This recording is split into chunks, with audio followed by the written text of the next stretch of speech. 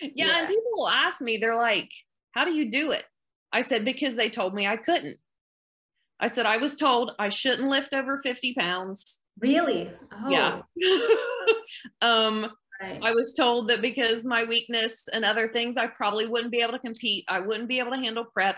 I wouldn't be able to do any of this. And I'm like, you know what? I am. I was heavy. I'm not. You told me I couldn't do it. I am. So the people that are like, I don't have time or I can't do that. I'm like, I get up at 3:45 to do cardio before I come to work. I work a full-time job. I work a part-time job teaching nursing students. I'm like, if I can make it happen, you can do it. No excuse. Hi and welcome. Thank you all for joining us for today's interview with Amanda Francis. Amanda, I'm so excited to talk to you today. It is such an inspiring story, everything you've told me up until now, and I'm just so happy for everybody to hear about it. So hi and welcome. Thank you. And thank you for contacting me. I don't think much about like what I do or what I've overcome. It's just kind of what it is. So when people are like, oh my God, I can't believe, I'm just like, oh, I don't think about it that much. It's just kind of what I do. You take it for granted, but no, it's very, very rare to find people who have overcome what you have overcome. It's so inspiring, which is why I absolutely had to get you on and I had to share your story. So thank you for agreeing to this. And let's go ahead and just start telling everybody a little bit of a background about you, because you had weight issues before and now you've competed 5 times and you're prepping right now, right? You've competed 5 times. Yes. And you are like 2 weeks out of your next show. So give our audience a little bit of a background, a little bit of what you do in life, but mainly the focus like about your weight struggles and what pushed you to finally completely revamp your lifestyle and be able to compete. Well, actually growing up, I was super thin. I was the one that was like 120 pounds, long distance runner, that kind of thing. And life happens and children happen and just life happens. And then I got with my now husband, who has a super fast metabolism and, you know, that happy weight. Yeah.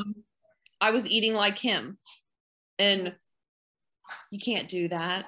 So I ended up, well, the last time I weighed myself, I was 220 pounds and then I stopped weighing myself. So I truly don't know how big I got, but my kind of breaking point was my daughter was competing at a pageant in our town. And I went out and bought some clothes and I thought I bought them a size bigger than I needed. And I came home and I put them on and they didn't fit. And I was like, okay.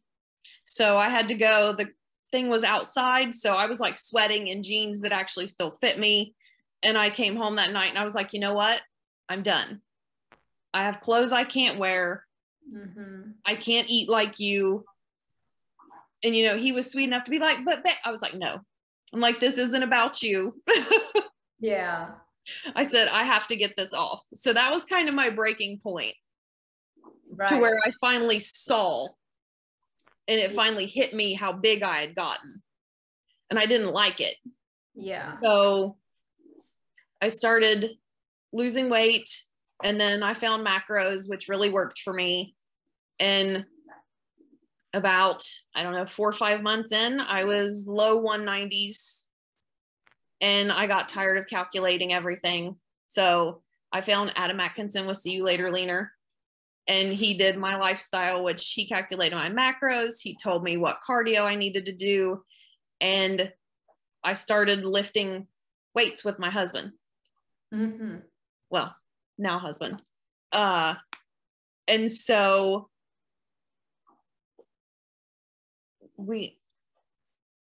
I got down to, I don't know, probably lost another 15 pounds. It became October. I'd worked with Adam like 3 weeks and had a stroke at work. Yeah. Went to go do rounds, went to stand up, hit the floor. Oh, wow. Right-sided paralysis, They get me to the hospital. We figure it out. I have to contact Adam and be like, hey, can we still work with this? I'm starting to be able to feel my right side again. And he just said, no problem. And so we just kept going, worked around it. I slowly got better. How long did it take you to recover from the stroke? After about 5 days, they released me because I could function on my own. I was a little slow, weaved a little bit. Right side was still weaker, but I worked with a therapist that I knew, and they were like, here's some things you can do to work on that. I like worked my right side a little more than my left until everything kind of evened out. Yeah. So let me ask you something, just to bring it back a little bit. You said you were lean growing up, but then when did the weight start coming, you know, slowly but surely? Probably about when I was 28. Okay. And why? Hormones, 2 kids. So that was after your pregnancies? Yeah. Okay. So after your first pregnancy, was there some excess weight that you couldn't get rid of? No, I actually, of course, back then I was a landscaper, so I was super active. Okay. So you didn't really have to think about how much you eat or that kind of stuff. And then, you know, you become a nurse and yes, you move a lot, but it's not the same. Right. Okay. So around 28 is when you started putting on the pounds, and throughout all that time up until you were like around maybe 39 is when you decided that you needed to do something about that. So let's go back to before 39, and when you were gaining the weight. Was your diet different than what it was growing up? I don't know so much. I just think I had more time to eat, and I had gotten in that mentality of I can eat this much. Right, because it has never been an issue before. So yeah. Right. And what was your diet like around that time?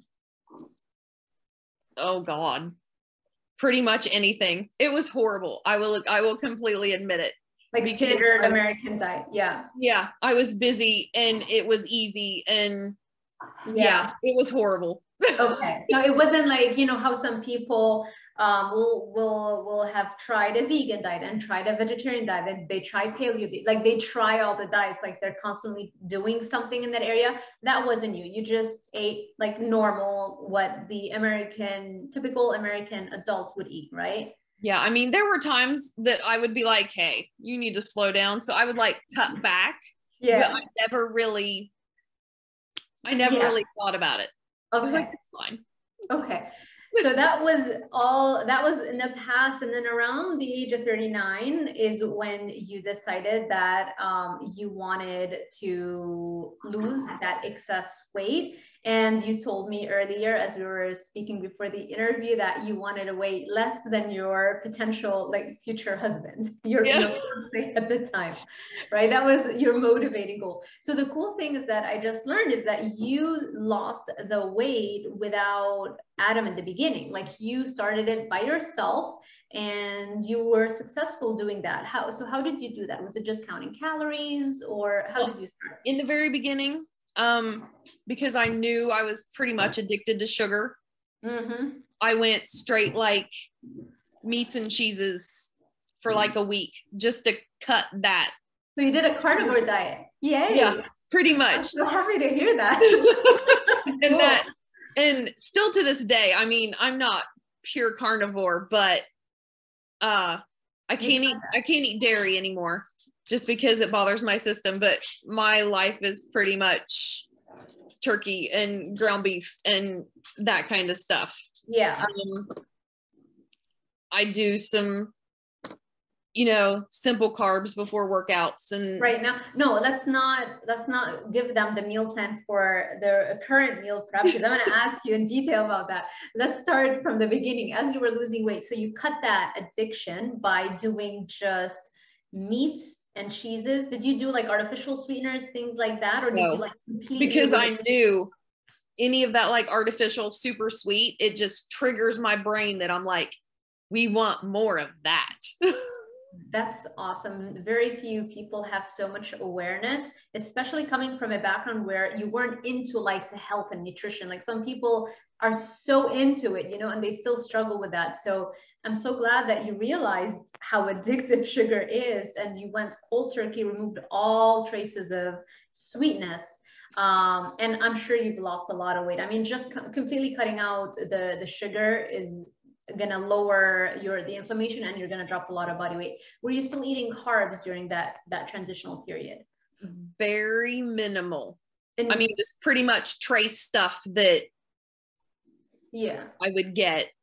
Like veggies? Well, mostly it was like nuts and that kind of stuff that I would get some trace carbohydrates from it.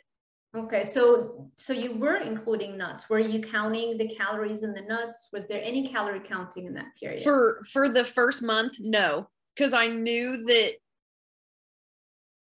I was eating way less than I was. And at that point, it was more of cutting that sugar addiction than losing weight at first. Got it. Because I knew they would kind of go hand in hand. That's awesome. And you lost the weight or lost a bunch of weight in that first month, right? Okay. And then how did you progress from there? I just slowly started, like once I got with Adam and I was hitting those macros, I slowly incorporated like the nuts and some simple and complex carbs, depending on when I was eating through the day, just to kind of hit those numbers. But even like people talk about drinking a protein shake and that kind of stuff. I'm like, I can't drink my calories. I can't. I want to eat my calories for the volume. Because my brain is like, I don't care that you just drank 400 calories. Yeah, that doesn't satiate me. Yeah. So I just can't. My husband can. He drinks protein shakes because, like I said, he's got a super fast metabolism, but I can't. I need to chew my food. I need to enjoy it. Yeah, me too. Me too. Always looking for volume. Yeah. And so, okay. You did a little bit of macro. So you did the first month without any tracking or counting calories. You just changed the quality of the foods. Mainly the carbs were out and everything sweet. You broke that sugar addiction. And then you started doing a little bit of macros. You calculated your macros. Were you also calculating your calories or was it just macros? Well, right, it's the same in a way. Yeah. I only pay attention to the macros because a lot of times if you're looking at labels of certain things, they'll round the calories. Yeah. So I don't even pay attention to what the calories say because on some things they're like, it's only 80 calories. And I'm like, no, you can't deduct all these nice fiber grams and that kind of stuff. So I just don't really pay attention to the calories because they even out, honestly. Sure. So you did just the macros. What do you remember what your macros were back then? Oh Lord, I don't know. I know it ended up being like 100 and it was like, or percentage wise, like it was like 1600 percentage wise of carbs, proteins, and fat. Was it high protein? Maybe just generally, like was it high protein, moderate? It was a higher protein, kind of moderate fat, moderate carb. Okay. So, and the carbs that you reintroduced during that period before working with Adam were still things like nuts? Yeah, some nuts, oats, vegetables.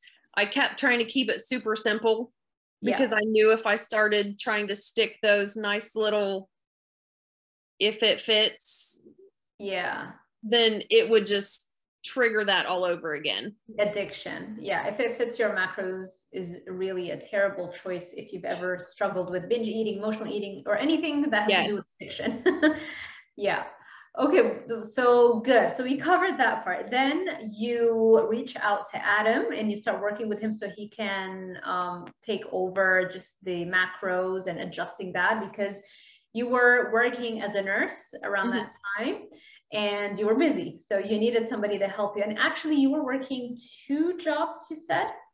Yeah, at that point back then, I was an head, neck, and neuro post-op oncology nurse. And I worked at another hospital as a sexual assault nurse. Oh.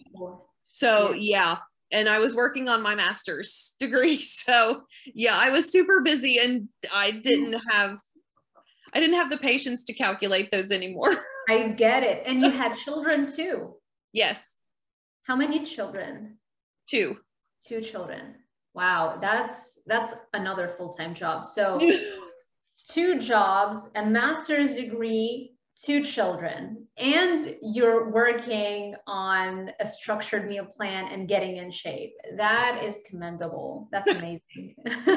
Very inspiring.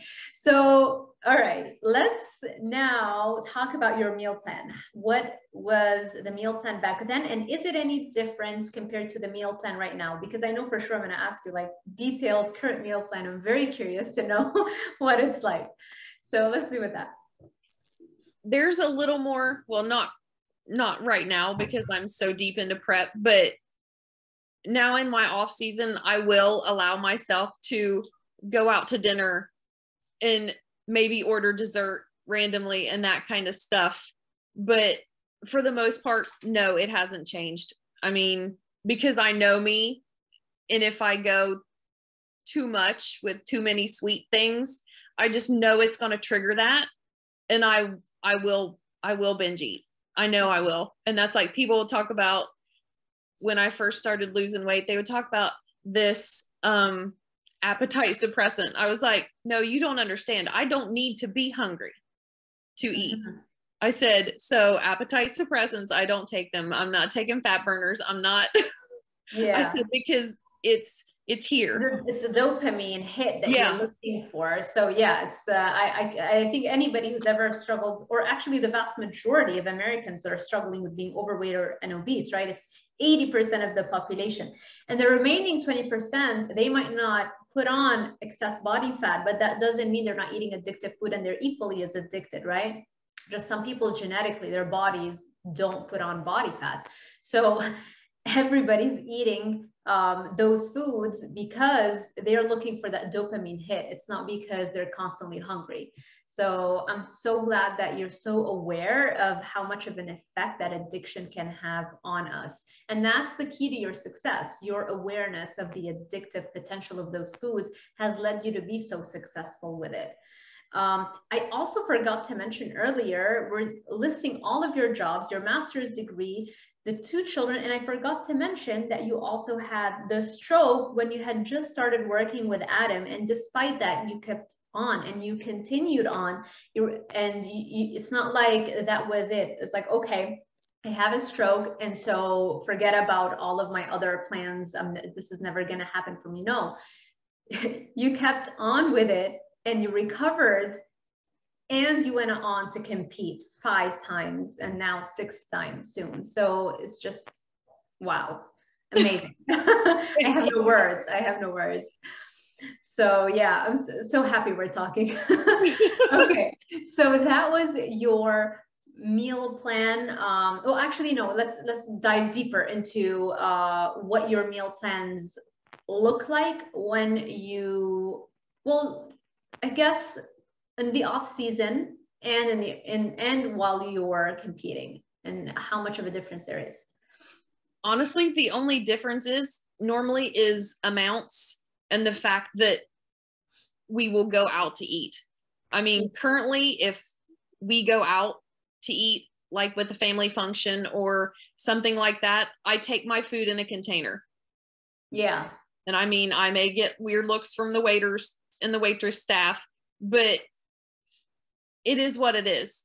I mean, I have goals, so it doesn't really matter to me, but it really doesn't change besides the portion sizes. So what does a typical meal plan look like for you? Like breakfast, if there are any snacks, you know, everything. Breakfast is normally eggs and couple pieces of Canadian bacon and possibly a piece of toast.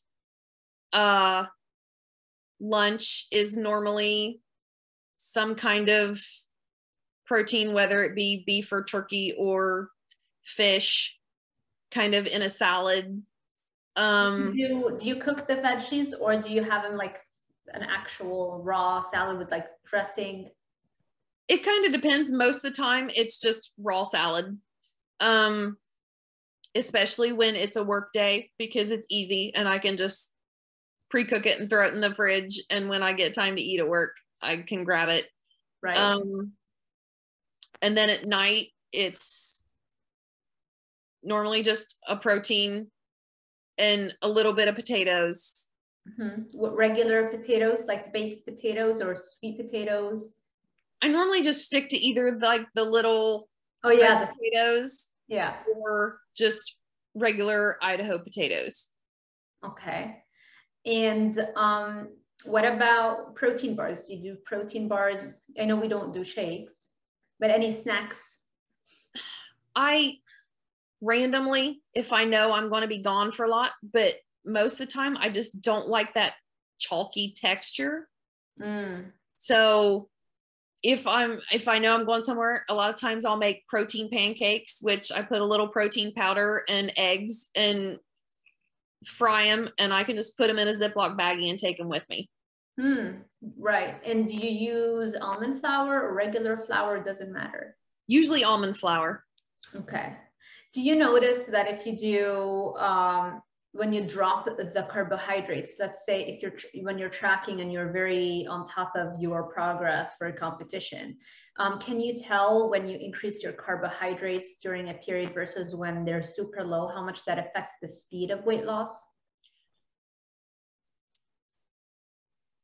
Not so much. I mean, I can tell just by how I look, because the certain carbs will just fill the glycogen stores in my muscle, which makes me look a little puffier, which that's what we have to do right before I go on stage. But for me, not so much. It kind of depends on the carb. Like as long as I stick with plain basic potatoes or plain rice and that kind of stuff, good. But anytime it's like more complex stuff, it does affect how fast I can lose weight.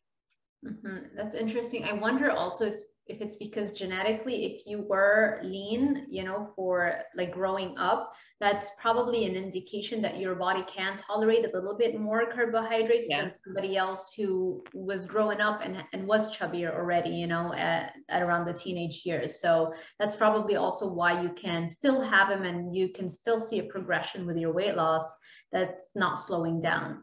Right. And Adams kind of said that. He said for someone who was obese and now isn't, he said it's kind of interesting how much he can push me in the off season and I don't put on weight. I said, it's probably just the fact that I'm not eating crap all the time. Right. I see what he means. For somebody who had all the success weight and now isn't, he can still push you to eat a little bit more and you're not adding body fat, which is, you would expect to add body fat very quickly for somebody who had a history of excess body weight. Very interesting. Okay. So that's your current meal plan. Do you take any supplements? Just, I take ashwagandha KSM 66, which helps with my cortisol levels, and then just basic multivitamin, you know, magnesium, that kind of stuff. But that's about it. Vitamin D. Yeah. Yeah. So you mentioned earlier you wake up very early in the morning. Can you guide us through what a typical day looks like for you and why it's important to wake up so early if you want to be able to do this on top of having a very busy life? Well, right now I have, depending on the day, 130 minutes of cardio to do. And if it's a day that I have to lift, I will get up at 3:45 so I can be get my stuff together and be at the gym so I can get at least 90 to 100 minutes done before I go and get ready for work. Yeah. And then I work from 7:30 to 4. We'll come home, we'll eat again, and then we'll change my clothes and go back to the gym to lift and then do the remaining cardio. So that's why I try to get up early to get as much as I can done, because the last thing I want to do after doing that and a full day of work and coming home and going back is even more cardio. Right. So, because then once I'm done lifting, and I do my cardio, then I come home and I make dinner, and then I figure out what I'm eating the next day and prep it, and then it's time to go to bed. So yeah, there it's the isn't, only way. yeah, there isn't that extra time. Yeah. So how much discipline do you have to deploy overall to get everything done fitness wise? Because you know that's the thing that you can say it's not 100% necessary, you know, but a job you can, like, you know, it doesn't require discipline, you know, you have to report to your job, you know. Yeah, exactly. And I mean, and that's one of the reasons why I work with Adam year round, because it's, well, especially right now, I don't have to do it. I don't. I can message him tomorrow and be like, I'm done. I don't feel like it. And most days right now, I don't feel like it, because my normal off-season body weight is about 145. That's my healthy, happy. I still look fit. I am currently 126 pounds. Right. So my body's like, we're tired. We don't want to do this. I don't feel like doing it. You're weak. You're tired. So it's not there's almost no motivation left. Yeah. It's just, I have a goal. We have a plan. You get up and you do it. So it's more, you have to have a routine, because you don't feel like, especially 2 weeks out, the first thing that goes through your head when that alarm clock goes off is, oh, I do not want to do this right now.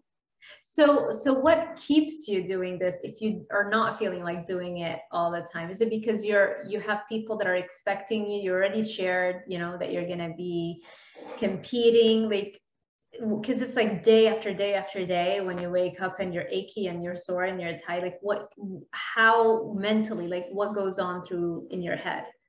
A lot of it is, one, the fact that I have made a promise to myself that I want to do this, and we are doing this on this certain day. And yeah, there are people that will say they want me to fail, because it's like, and I hate to say that, but we all know it's true. The Instagram messages that you get that are like, you think you're great. No, I don't. I am no better than anyone else. People actually say that? Oh yeah. Oh my God, no. Yeah. To the fact that people told me I couldn't. Yeah. And to be able at the end of the day to be like, I did, and I am. And I look back and I see what I looked like last year. I'm proud of that. I mean, being 45 soon, to do what I do and to look the way I do, and to know that I built that on my own. It wasn't bought and paid for. I do the work. And it's the one thing for me, because bodybuilding is selfish. It really is. And I'm so thankful that my husband understands, and he enjoys working out. So yes, we do that together. But when he looks at me, and especially right now, he'll be like, are you okay? And he apologized the other day. He was like, I'm sorry I keep asking you if you're okay. He said, but you just look so tired. I'm like, I am. Yeah. I am. I said, but we're home stretch. I said, we got 2 competitions. We've been doing this since December. We're almost done. Yeah. You're about to get your reward really soon. Yeah, that's so sweet. That's so good to have somebody who's supportive of you. You need that if you are going to accomplish. Oh God, yeah. Doing. Yeah, 100%. Do you still have periods where you go back and you have a meal where you overeat, or like binge or emotional eating? Do you have bouts of those? They're not as much anymore.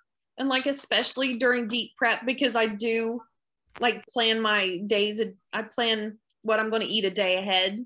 So I pretty much just try to roll with that. But yeah, there are times, because I was an emotional eater. So I kind of try to stop myself and be like, you don't need this. Mm-hmm. This isn't going to make you feel better. It's going to make you worse later, because then you're going to guilt yourself that you actually did this.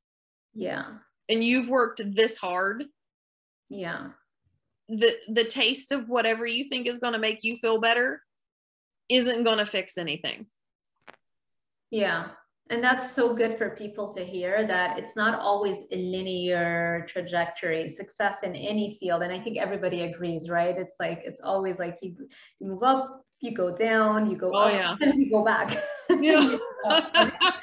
So yeah, can you share any more, things like that, so that people can feel like they're not alone? Like even competitors have periods like that. Even people who have like the most perfect body have had periods where they go back, or they dip a little bit. Oh, all the time. And especially like in the off season, like right when you flip that switch from that, I have that date that I know I have to hit this body weight and I know I have to hit these macros by this time. Once you don't have that date, yeah, then it's super hard, because then your brain is like, but it doesn't matter. It's okay. Yeah. We can have that. It's fine. And so you do have to be super diligent, even in your mindset. And for a good few weeks after I'm done competing, because my husband still snacks and eats a lot, all of his stuff gets like moved into a cabinet that I don't see it, or out in the garage fridge, because I'm like, I just can't. And I'll even be able to tell him, I'm like, I can't go back in the kitchen. Do not let me. Yeah. Because it's been a long day and I want this, but I don't need it, and I'm not hungry. So I just can't. So he's super good. So but yeah, we all have those days, and I just literally have to be super mindful of it. Yeah. Even to when I go in the kitchen, I've literally opened the cabinet and literally just had to like take a few breaths and close the door and walk back out. Right. You're so close, and then Yeah. you change your mind. Yeah, but that's it. That's discipline right there. But it still happens, and sometimes it's difficult when you live with other people. It's difficult to have zero addictive foods in the house at all times, And so it's better to learn to cope with them, unless of course you have the option of clearing your cupboards, and that would be the ideal situation. But even then, you will always be in situations where there are those foods around you. So it's always better to learn how to cope with them and be more powerful, even when they are in your environment, and how you react to that. So have you ever rebounded after a competition? You know how a lot of competitors, like they'll finish a competition and then gain back like most of the weight, if not more sometimes. Have you had similar experiences? And yeah. Not so much like a complete rebound, but last season at the very end, we went like on vacation for 4 days, and I literally just ate whatever I wanted. For 4 days? Yeah, it was like 4 days. But by the time I got home and I weighed myself, I was like, oh, that's why we don't do that. Right. You didn't have a reverse diet plan in place. Yeah. Did you, or you didn't? Well, I did, but I had told Adam, I was like, hey, I'm going on vacation. I'm probably going to be a little food focused. So we may have to like dial the reverse back a little slower when I get back. Right. And when I messaged him when I got back, I was like, yeah, we're going to stay lower, slower for a minute. That's funny. And yeah, but that's fine. 4 days is fine. I feel like most competitors, especially if they're newbies, like their first or second competitions, it's like within the span of 7 days or 10 days, they'll put on like 20 pounds easy. I just all the time. I've had competitors, other competitors, a lot of them are younger and have never done it. They're like, they'll do like crap. What do I do? I'm like, you just need to stop. I said, you need to go back to where you were. Yeah. And remember why you did this. I said, because remember how hard you worked during prep to get that weight off. Yeah. I said, do you want to have to do more of that if you're going to compete again? I said, because you're still going to need to get back to that show weight almost your next season. I said, so the more you put on, the longer and the harder you're going to work to take it off. Right. When you could have just maintained and not having to Yeah. just take up so much time cardio, losing the same pound over and over and over again. I mean, there are certain pounds that you should just lose once in your life, and that's it. Yeah.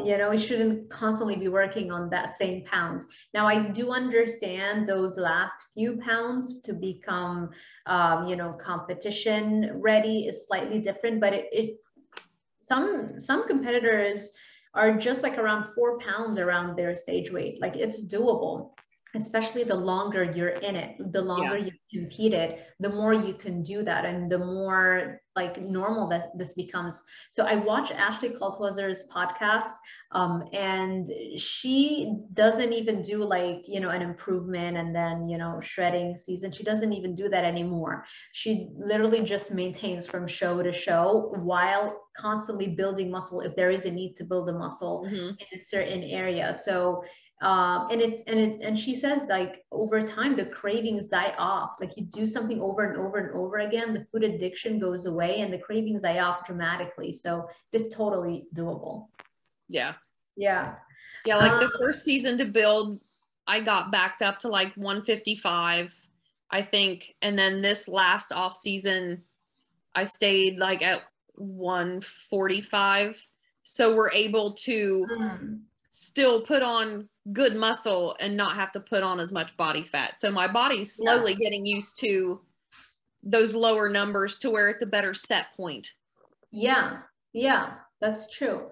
And the thing that happens is that when you are dropping body fat, every time you try to lose a pound of body fat, you're also losing some muscle. You can never only lose a pound of body fat like that, you know?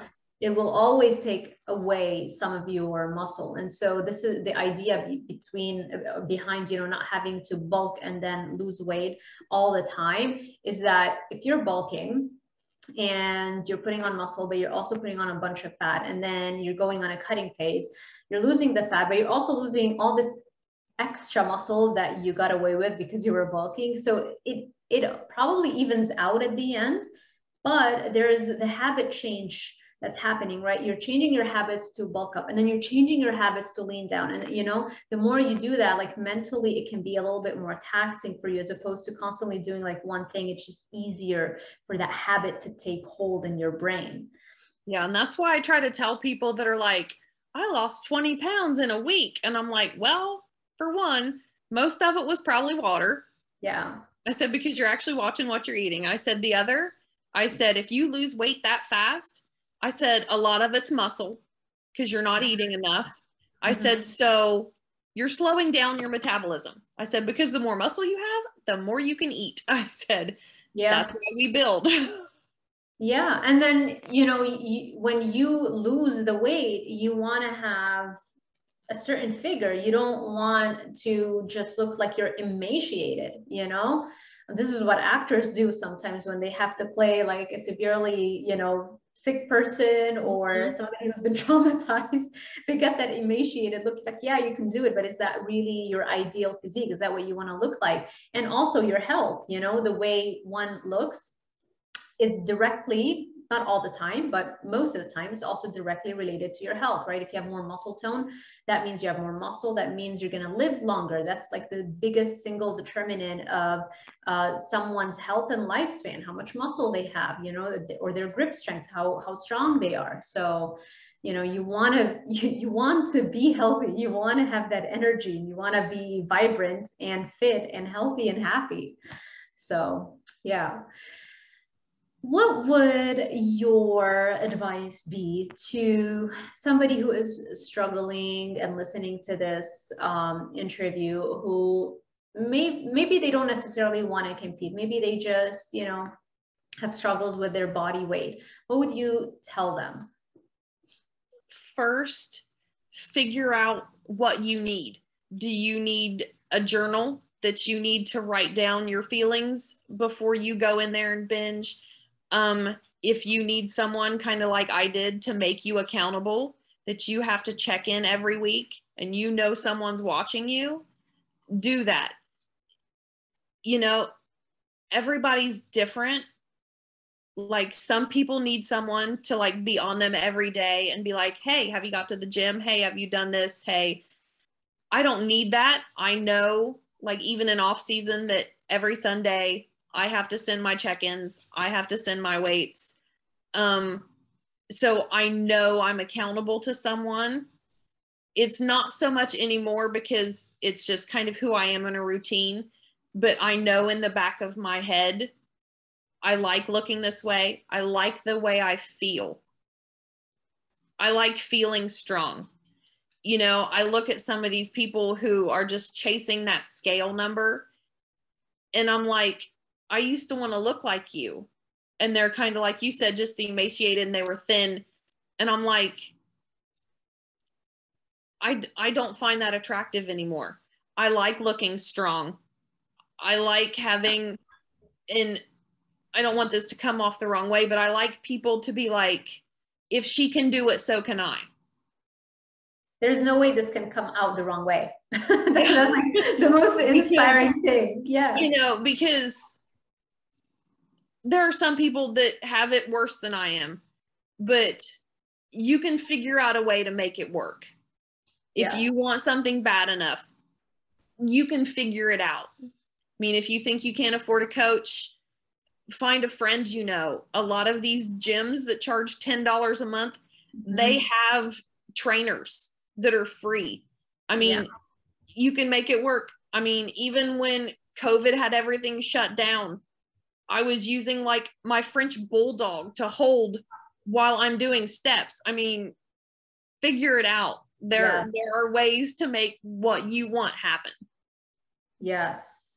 I love it. Yeah. And then the internet too, you know? Yeah. Oh Lord. There are so many YouTube videos and free workout training plans and macro calculators. And, you know, you don't have to pay for a coach in the beginning. I didn't. There you go. Okay. And what about if somebody wants to compete? What would your advice be? Find a good coach. There are coaches everywhere, but like with Adam, it's health above everything. And that's why I liked him, because he does blood work.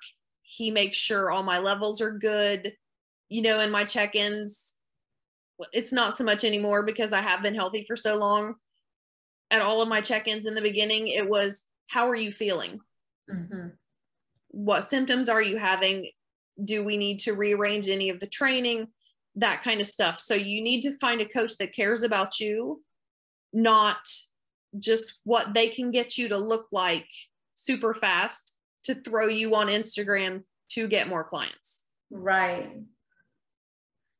Great. Okay. Yeah. Because it can be very confusing. And also, as confusing as it is to try out and or you know to choose who your coach needs to be, you can still try out different coaches. Like you're not, you know, this is not a lifetime thing. You can work with different coaches.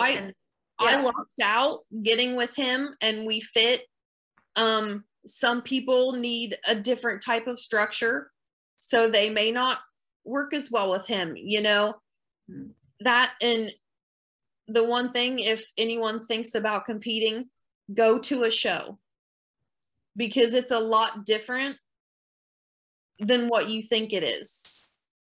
Because like people see the pretty suits and that kind of stuff, and I'm like, but you don't see the cost. You don't see the 6 months or however long it takes you, because I have to do longer preps because of my health to get there. You know, I had a girl message me and she was like, I'm thinking about it. Give me the down and dirty. And I just wrote her a paragraph. I'm like, here's how much this costs. Here's how show day runs. Here's what all this is. And I'm like, that's as bad. That's kind of I'll give you how bad it can get. Yeah. I said, so you have to love it, and you have to have that mindset of, I'm making myself better and I'm doing this for me. Because at those shows, you don't know who's going to show up. Mm-hmm. So you just have to go in saying, I look better than I did before. So no matter what happens, I'm happy with it. Exactly.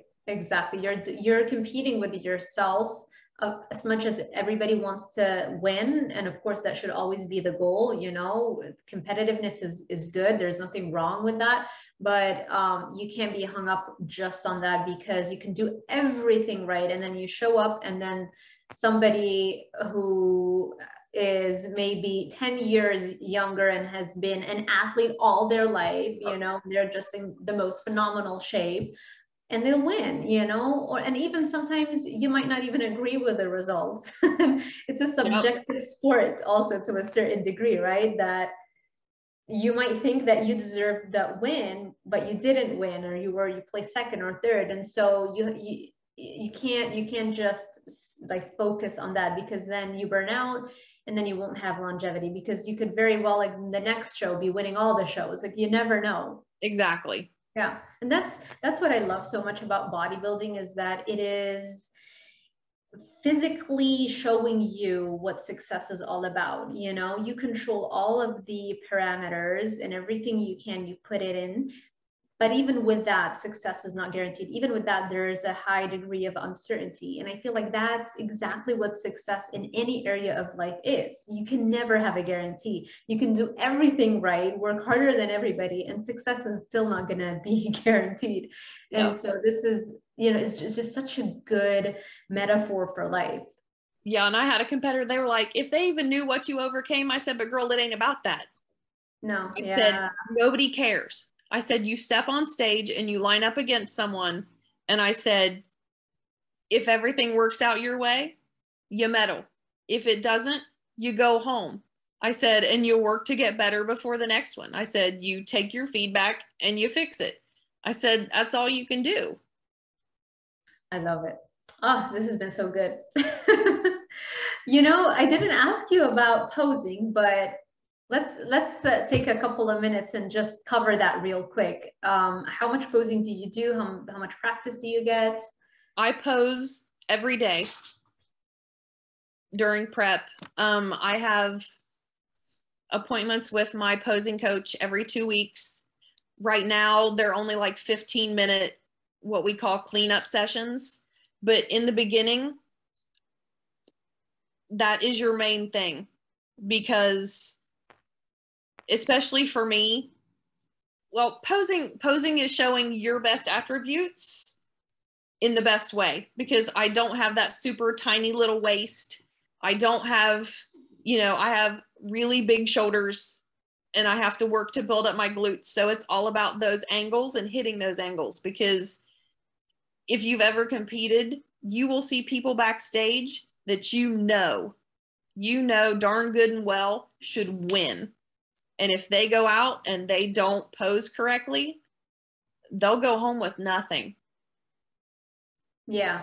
And I've had people tell me that. They're like, why didn't you place better? You look better than them. I said, not on stage, I didn't. I was like, my posing was too fast, or this or that. So posing is one of the most important things. That, and get used to wearing those heels if you are in a division, because you're walking around in clear 5-inch stilettos, and they're plastic. So they are not comfortable in the beginning, and it takes a long time to get used to wearing them. So when I first started, because, I still had some balance issues in the beginning, I literally cleaned my house in them, did laundry, on Saturdays, on my day off, wore them the entire time just to get used to them and learn how to walk in them again. And I laughed because last year, and I think it was my middle competition, they like sped things up, and they were like, you need to grab your number, because we were getting like glazed up to go on stage. And I literally had to sprint down a hallway in my heels, jumped someone's luggage. And by the time I got back, Adam looked at me and he was like, Good job. You're ready. Yeah. You're ready. I was like, well, I guess I've gotten used to my heels now. It's hilarious. See, you could have taken them off though, you know, you could do that. My ones last year, they were the buckled ones. Yeah. And in my head, it was just no. you don't got time. No, you don't. Yeah, they're buckled. This year I have mules. So yes, I could take them off, but how funny. No, you're more than ready. Yes, yeah. I loved it. So, and how much time do you practice posing every day? Probably about 10 minutes. I try to do it after I'm done working out. Yeah. Because then you're tired and your legs are tired.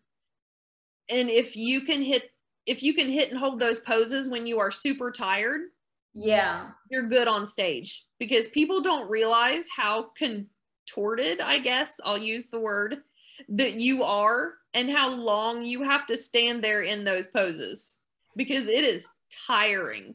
If you go to a show, you'll see people that aren't used to it that will be physically shaking on stage trying to hold those poses. Yeah, especially in bikini, because it's such a competitive division. There are so many women, and so you spend a lot more time on stage compared to some other divisions or other even age groups and other divisions. So you have to also plan for that. It's not just that, it's not just your 30-second, whatever it may be, routine. It's all of the minutes that you're on stage. So and those judges are looking at you. I don't care if someone else is doing their routine and you're just standing at the stairs in the beginning. They're watching you, and they're watching for you to drop your glutes or angle the wrong way. And they're like, yep, there's the flaw. Yeah. You do not want to give them any excuse. Right.